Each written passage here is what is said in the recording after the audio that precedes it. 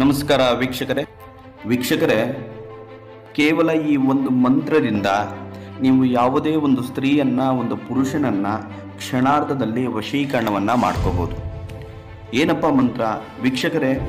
ಬಹಳ ಸಿದ್ಧಿಯನ್ನು ಪಡೆದಂಥ ಮಂತ್ರವನ್ನು ನಾನು ಇವತ್ತು ತಿಳಿಸ್ಕೊಡ್ತೇನೆ. ಈ ಮಂತ್ರವನ್ನು ಯಾವ ರೀತಿಯಲ್ಲಿ ಜಪ ಮಾಡಬೇಕು, ಯಾವ ಥರ ಮಾಡಬೇಕು ಅನ್ನೋದನ್ನು ನಾನು ತಿಳಿಸ್ಕೊಡ್ತೇನೆ. ವೀಕ್ಷಕರೇ, ನೀವು ಇಷ್ಟಪಡುವಂಥ ಸ್ತ್ರೀ ನಿಮ್ಮಿಂದ ದೂರ ಆಗಿದ್ರೆ, ಅಥವಾ ನೀವು ಪುರುಷ ನಿಮ್ಮಿಂದ ಯಾರಾದರೂ ಬಿಟ್ಟು ಹೋಗಿದ್ರೆ, ನೀವು ಪ್ರೀತಿಸಿದ ಹುಡುಗಿ ನಿಮ್ಮಿಂದ ದೂರ ಆಗಿ ಬೇರೆ ಯಾರನ್ನಾದರೂ ಮದುವೆ ಆಗ್ತಾ ಇದ್ರೆ, ಅಥವಾ ನಿಮಗೆ ಕೌಟುಂಬಿಕ ಕಲಹಗಳು, ನಿಮ್ಮ ದಾಂಪತ್ಯದಲ್ಲಿ ಏನಾದರೂ ಕಲಹಗಳಿದ್ದು ಯಾರಾದರೂ ದೂರ ಆಗಿದ್ರೆ, ವೀಕ್ಷಕರೇ ತಲೆ ಕೆಡಿಸೋ ಅಗತ್ಯ ಇಲ್ಲ. ಈ ಒಂದು ಮಂತ್ರವನ್ನು ಬಹಳ ಭಕ್ತಿ ಶ್ರದ್ಧೆಯಿಂದ ಜಪ ಮಾಡಿ ಸಾಕು.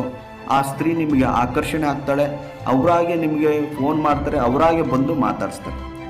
ವೀಕ್ಷಕರೇ, ರಾತ್ರಿ ಮಲಗುವ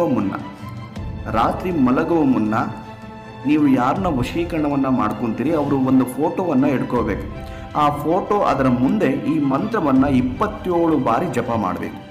ಏನಪ್ಪ ಮಂತ್ರ? ಓಂ ಹಿಂ ಹೂಂ ಹ್ರೀಂ ರತಿಪ್ರಿಯೆ ಸ್ವಾಹ. ಓಂ ಹ್ರೀಂ ರತಿಪ್ರಿಯೆ ಸ್ವಾಹ 27 ಬಾರಿ ಜಪ ಮಾಡಬೇಕು.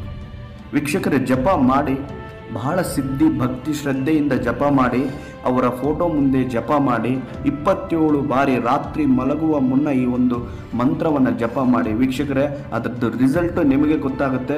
ಬೇಕಾದರೆ ಮಾಡಿ ನೋಡಿ, ಅಷ್ಟು ಬಲಿಷ್ಠವಾಗಿ ವಶೀಕರಣ ಆಗುತ್ತೆ.